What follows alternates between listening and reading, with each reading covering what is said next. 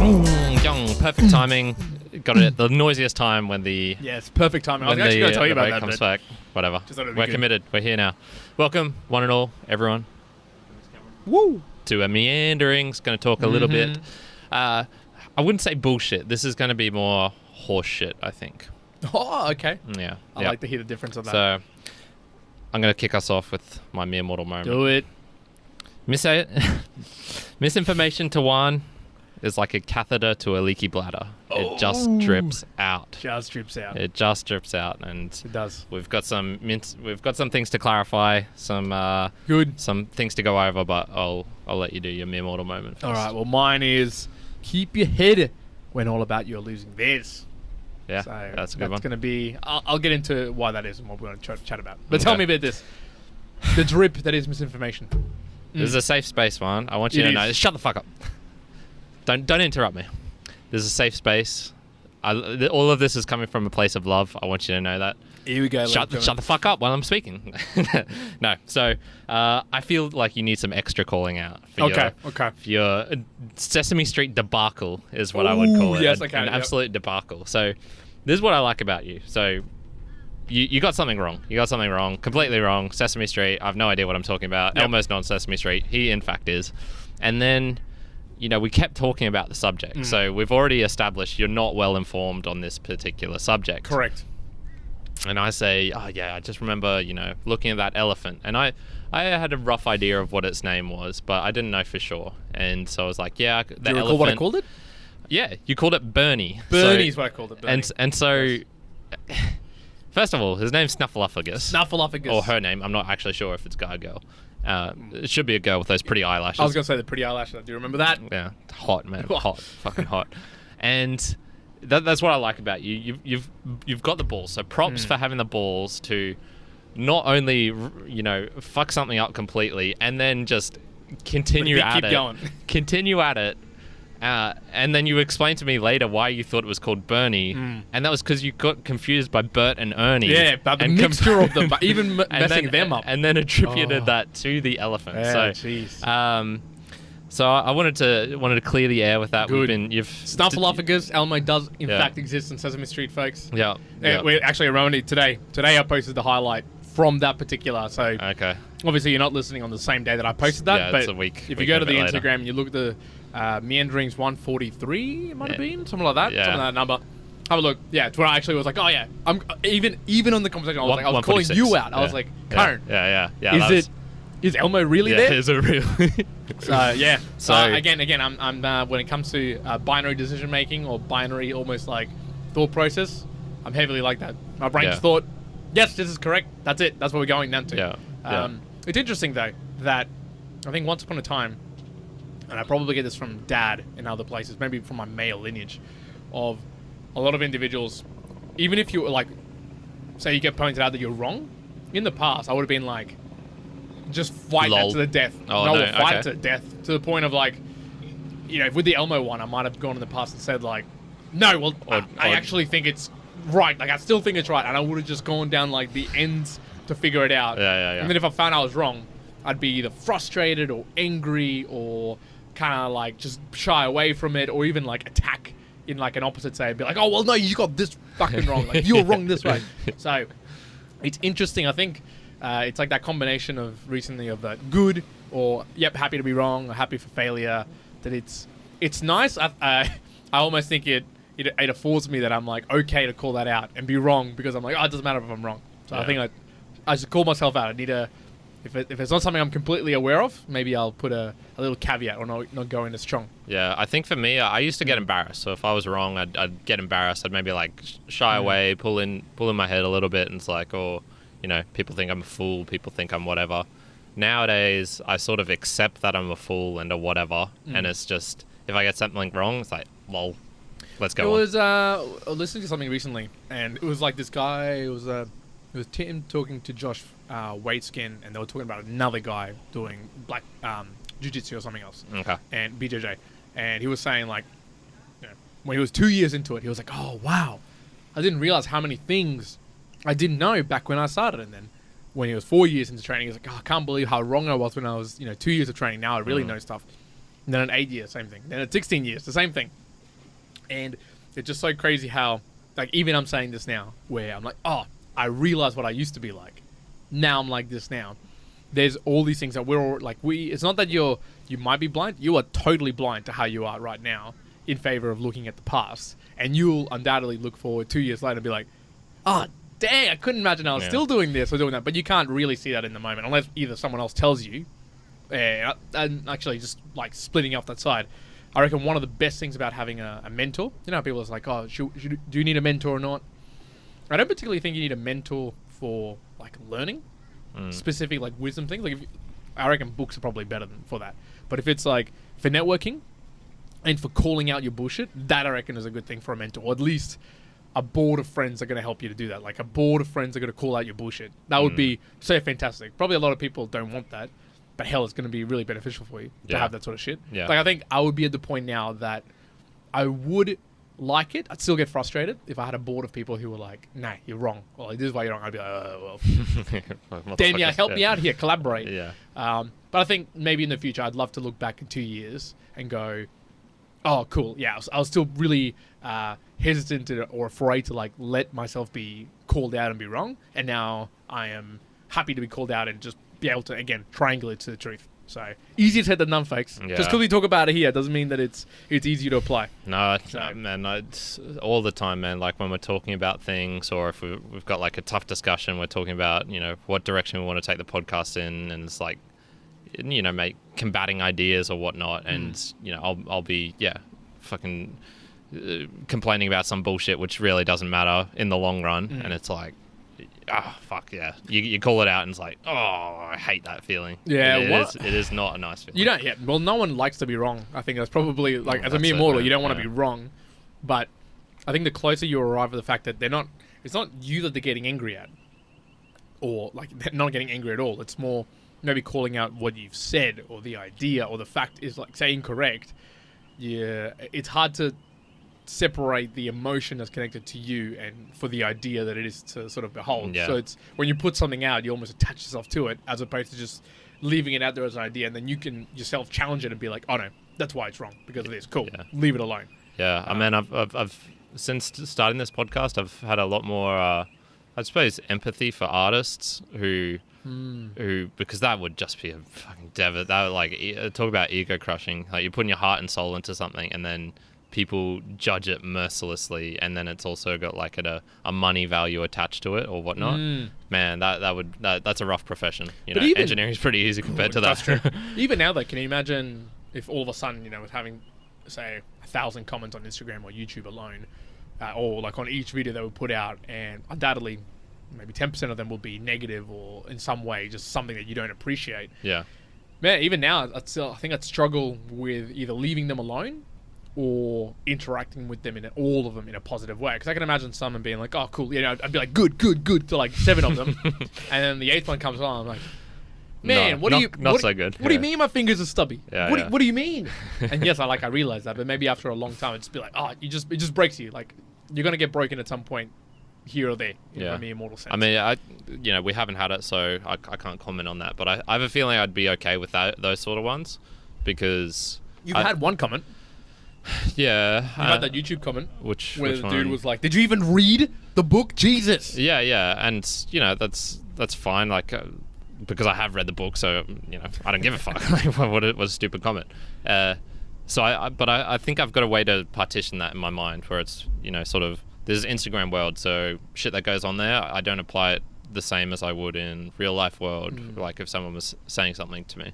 So I think I'd be able to handle that, but I don't know, man. 1,000 comments, that's a lot of fucking comments. Yeah. So I think, I mean, just in general as a human, I think the quicker we get to a spot where you just know that you're gonna, like, you're more than likely wrong, like, all the time, and being okay with that, I think places you in a good place. But that's not even the thing. Like, wrong is, you know, wrong's a different word. Here it's just a subjective opinion. Someone doesn't like your intonation. They don't like the fact that I'm male and I'm talking about some sort of subject. You know, it's not a wrong or right question. It's just a subjective opinion. That's question. true as well. And then it's, you know, those sort of comments. If that's getting you down, it's like, damn, man, that's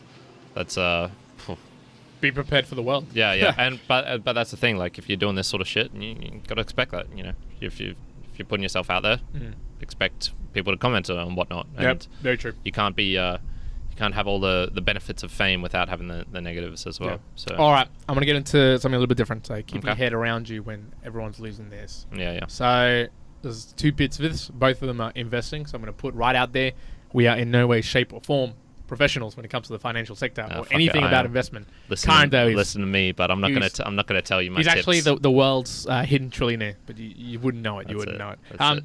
GameStop, Nokia, yes, AMC, the US, Reddit, Wall Street, and the craziness of hedge funds. So I think you got told the story, obviously, from our friend Matt. Yeah, like I was aware of some of the memes. So like I get my news via memes nowadays. So I'm like, oh, GameStop's doing something. Oh, memes are like I think my so before yesterday, my awareness of this situation was some people were like trying to fight against big bankers by creating memes to boost the like company profits, or not boost the profits, boost the share price of these undervalued companies or something, or not even undervalued, just companies. That was my impression of it. So I'm gonna and it was the motivation for that was like fuck these people. That's what I was aware of. So here's I'm gonna tell you, I guess, probably abbreviated. It might have bits that are wrong. I don't give a shit. This is just how I understand it. Lol. Right? But you interject me in it, and when you see the bits that sound illegal or crazy. Okay, yeah. So, first of all, you know what a short position is? Or Yes. like shorting a company, right? Yep. For those who don't know, and I had a deep conversation about something with this.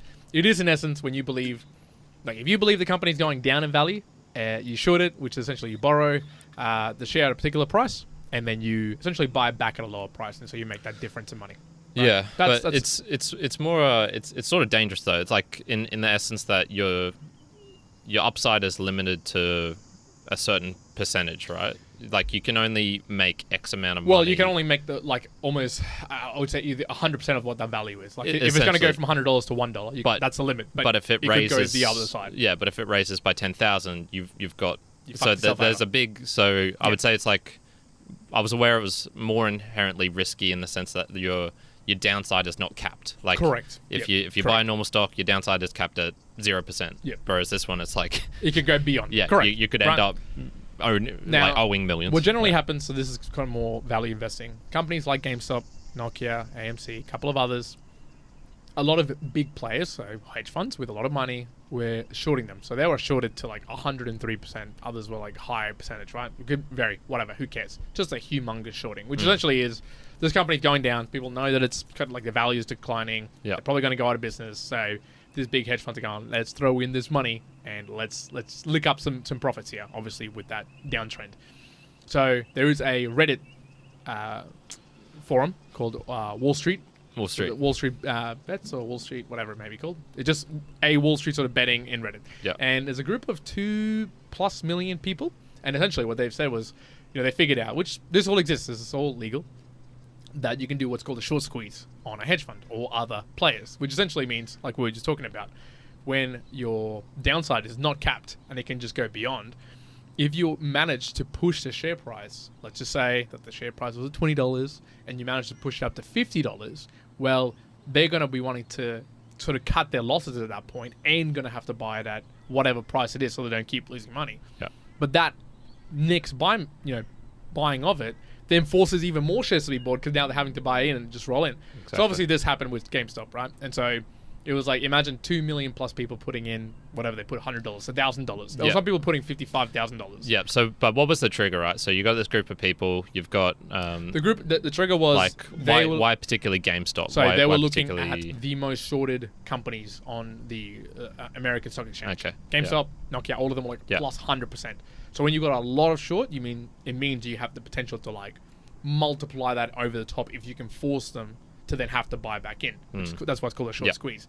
So they managed to do this short squeeze on these hedge funds to the point that these hedge funds had to sell off some of their long-term funds that they'd bought out, which is what you end up seeing the share market ended up like not plummeting, but losing quite a bit of value on Thursday, Friday. It's because these big-ass hedge funds are like, dang, I have to sell my other shit because these people made me lose my money. Yeah. So this one guy made... I think he invested $55K in GameStop, making like $1 million. Started this thing, right? So these people are making like all this money. Yeah. So that happened on Thursday. whatever that was in America. So it's Australia time. So I was like, okay, all good. Most of these things are buying by Robinhood. So what happens next to stop this?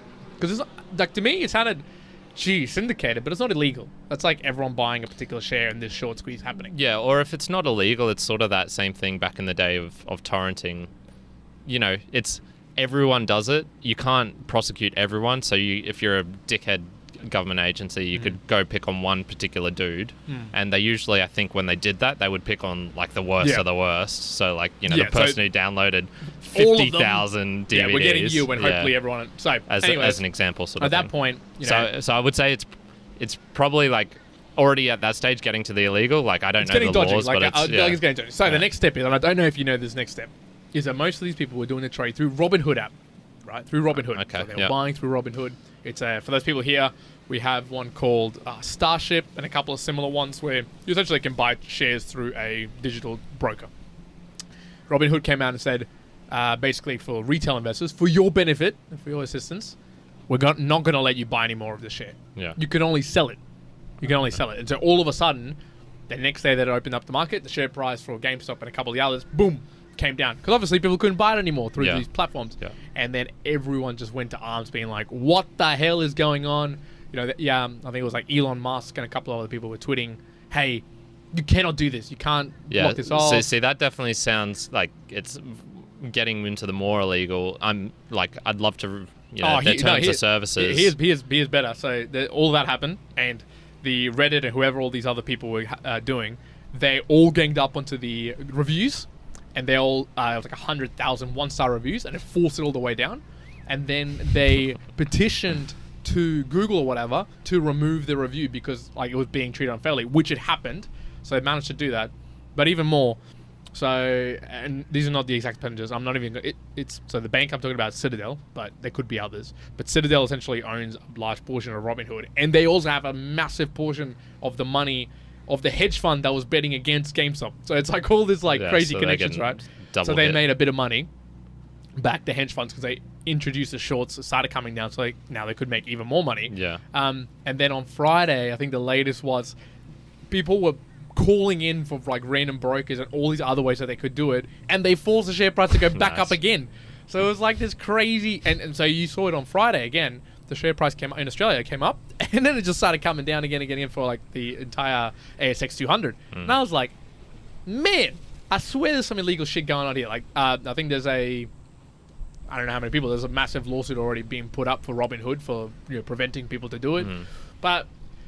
I don't know, stepping back from it, and from my actual mere mortal moment about, keep your head when everyone's going around you. So I did something not too dissimilar in terms of, in the local here in Australian market. I bought a particular share that was going gangbusters. And it was going gangbusters, but I let myself be influenced by other people. So there's other people who were also pumping it up and saying like, oh, this is the one to go. And I was like, yes, it is. Here we go. And then it just tanked at the end of the day. Like it just tanked again. And when I looked at it, I was like, man, I lost my head on this. I absolutely lost my head. Like I just let other things happen, kind of like how it's happening with GameStop and Nopia. Like things can get promoted up in the share market or in that investment side, and it might be for no reason, like for literally no reason. There's no actual value within the company, and ultimately, in the end, like it's going to drop. Like GameStop and all the other players, like they've got a lot of money now, market cap, but like they're generally a business that's going to go out of business because they're just not. It's not working. Like it's completely not working.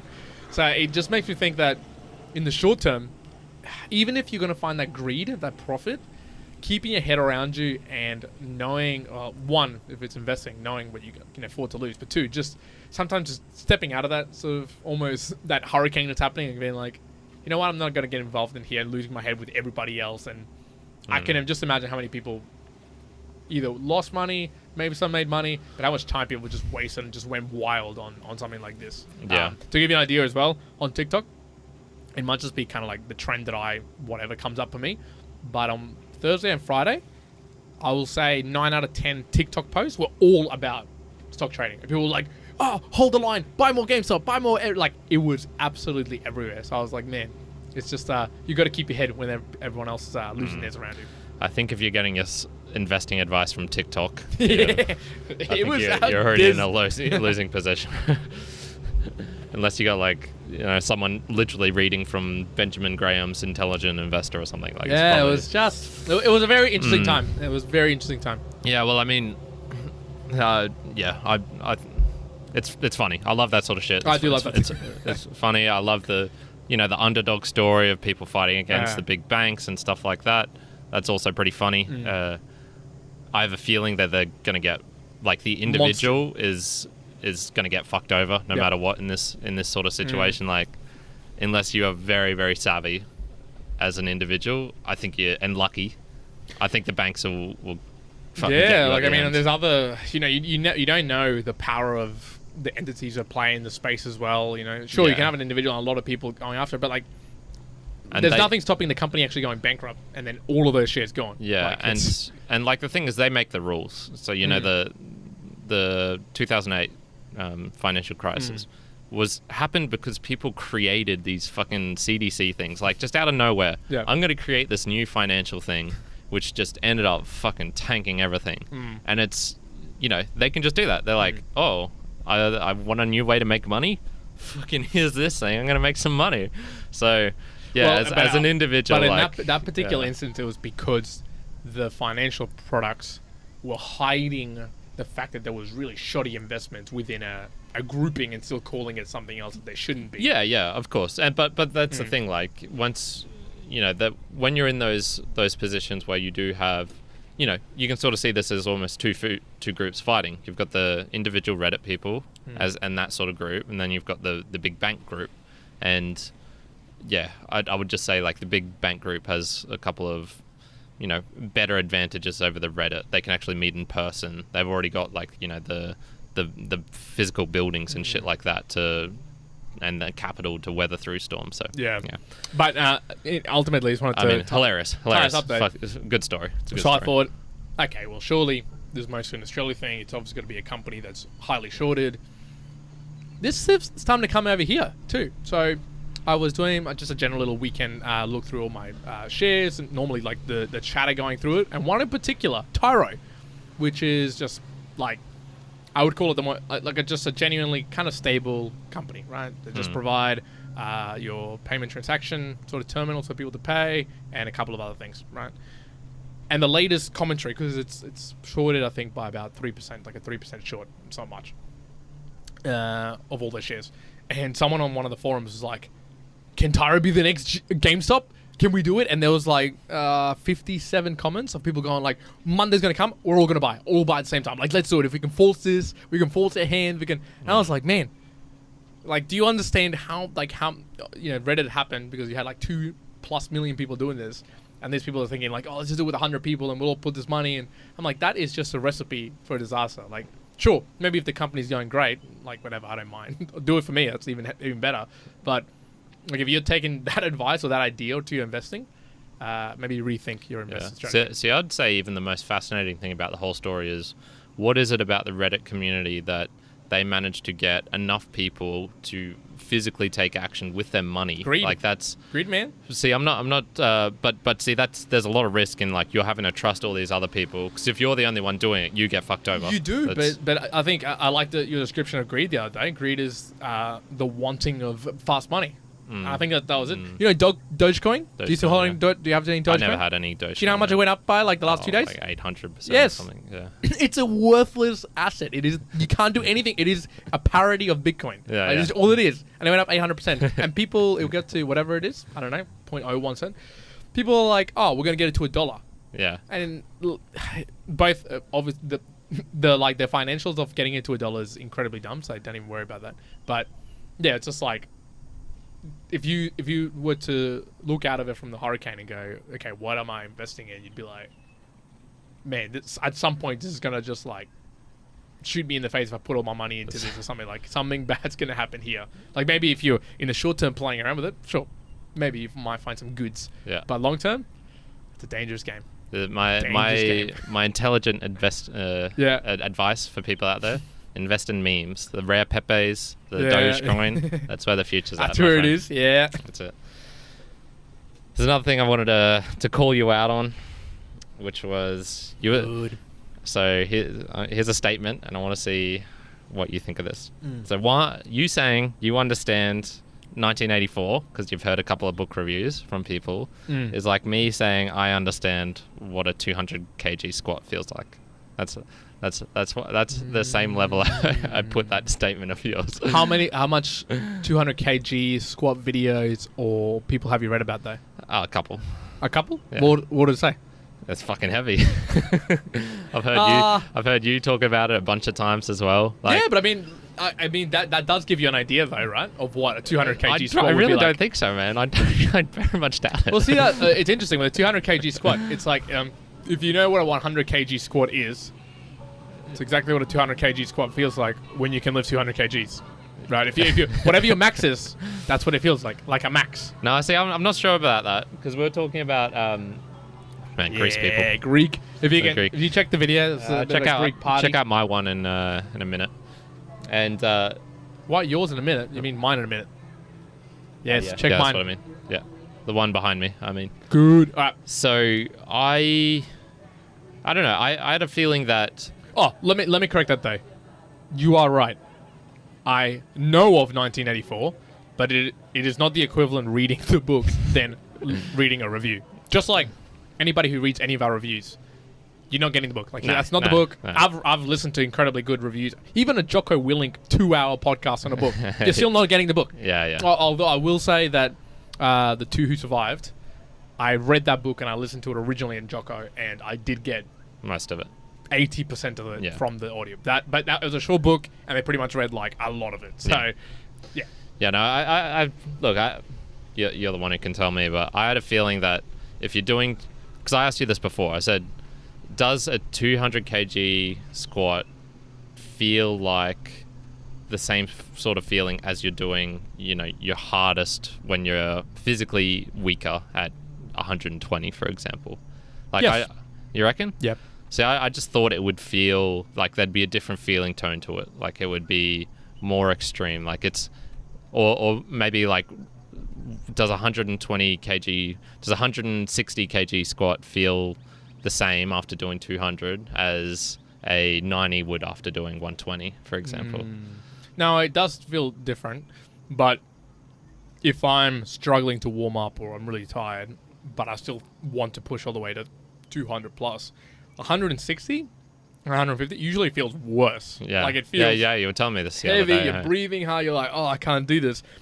But when it gets to 190 and 200, it's almost like, okay, I need to have good technique here or I'm going to fall over and die. Yeah. And you almost kind of feel a bit better for it. I think maybe the extras, you have that lumbar strain because, it's obviously more weight on the moment around your hip. So you do feel it a little bit more there.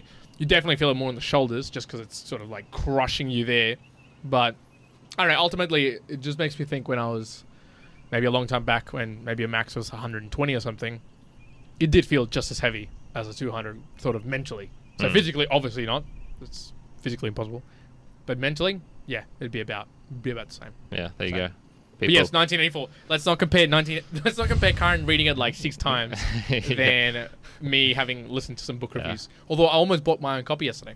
Did you? Almost. I almost bought my own copy. Wow, because I bought 2 new books. That's almost like actually buying it. Exactly. It's pretty much I bought it. And I thought, why would I buy this when Karen's got this one at home that I can freaking read? Yeah. But I did feel like it was a cool cover, and I thought, maybe I'll buy it. But I bought 12 Rules by Jordan Peterson. 12 Rules for Life. Yeah. So have you read that one?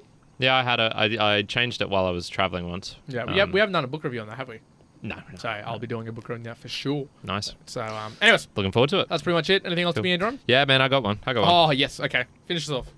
If you could do any drug or ex-drug with anyone in the past or present, who would it be? But you have to match them in terms of quantity. And, do they have to be famous for doing drugs? No. I mean... Yes, actually, yeah. Otherwise, the question would be a bit redundant. Yeah, otherwise, you could just choose Elon Musk or something, or someone you just wanted to hang out with. Although Elon took weed, so yeah, but he's not famous for consuming weed or he's not. Yeah, there's nothing particularly interesting about him. Then I'd have to say Sam Harris. Sam Harris. So you do psychedelics with Sam Harris? I guess. Yeah. I think that would be just because I don't know too much about it. Either him or Tim Ferriss. So him or Tim. Just because I think it'd be interesting. Plus, they're extremely experienced in it as well. Yeah, so they would know sort of exactly what to do. It would be pretty beneficial as opposed to just wildness. So yeah, it'd be either of those two. Yeah. You? See, yeah. Well, I mean, like I had a couple. So, do you know who Artie Lang is? No. Okay, he's a comedian.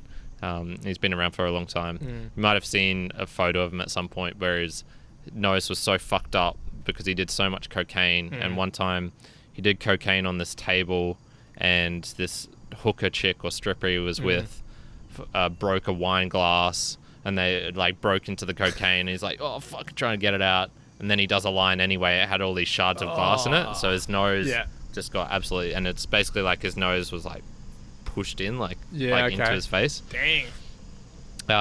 You know, that's sort of tempting, but then it's like, okay, he can probably do a lot of cocaine, so You might die. I'm not so sure about that. Same with some of like the alcohol and stuff like that, like Hunter S. Thompson, but you know, he could probably drink a lot, so I'd have a probably like really fun time with him for like a little bit, and then it would just be like, no. Actually, speaking of alcohol,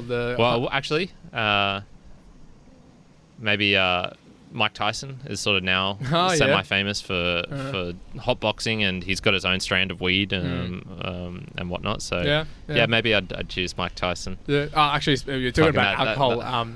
Hunter McIntyre, the guy I was talking about earlier, and you can find him, Hunter the Sheriff, on Instagram.